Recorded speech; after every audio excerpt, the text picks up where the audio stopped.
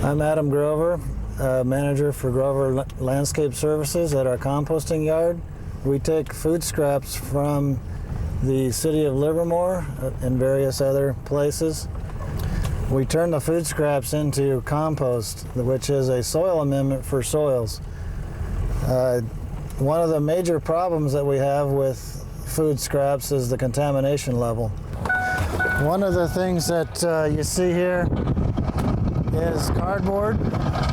Cardboard and wax cardboard are not a problem. That decomposes in the compost process. But the plastics and glass and a lot of your wrappings for your food scraps are a problem because it's plastic and it doesn't ever go away, and it stays in the product until the finished material. The guys up on the hill are walking the piles after it gets spread out, and they're picking all the plastics and glass that they can find. It's still very difficult to get it all. So there's another process behind this one that we do use to sort the material and pick the contamination again. You got a little yogurt cup. These are all things that never go away. They stay in your product forever. So just remember, food scraps is things that decompose. I tell people a lot of times, if you water it and it grows, we can compost it. You can't grow plastic. Plastic stays around forever. This machine here is our grinder. We basically take the larger pieces and we grind them up to make smaller pieces so they'll decompose better in the compost windrow. The men on the ground are looking for contamination once again. At every step of the way, we're pulling contamination.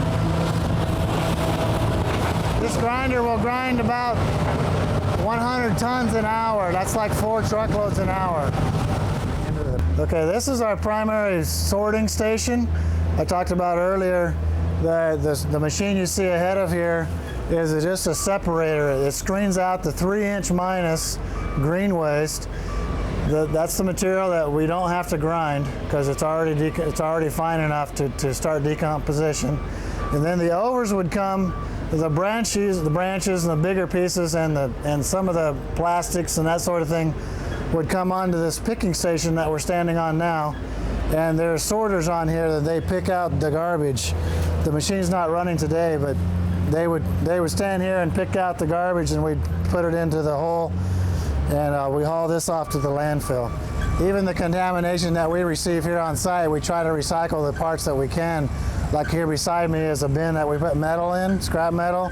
The next bin over we put concrete and bricks and that sort of thing, and they crush that for road base.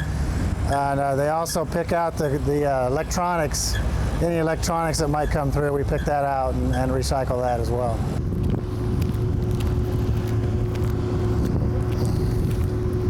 This machine is what we call our compost turner. It actually aerates and adds water at the same time. One of the major things with making quality compost is moisture. You need to have at least 50 to 60% moisture in your windrows, and as you can tell, he's pretty soon here he'll be turning on the water to inject right into the mix as he's turning the windrow. And that's the only way to make quality compost is to put the water in as you mix it. To make quality compost in a windrow system, you need air, you need oxygen, you need the product to be uniform, a good C-in ratio of about 25:1. And it needs to be turned in. The outsides need to be turned into the insides, and that's what our turners do for us. So that in 10 weeks, we have a finished biological product. Some turners on the market only decompose by mechanical means. We want to decompose by biology so that the biology will increase the product, the quality of the product in the end. Here's where we're screening our finished product.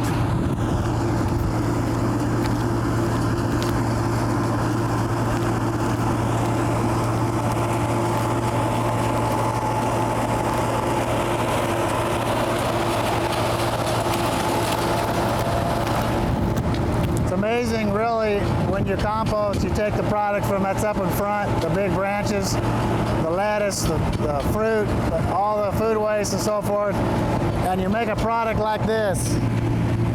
Rich, lots of microbes. It has a lot of water holding capacity for your soil. This is really what gets me excited, is to see finished product like this.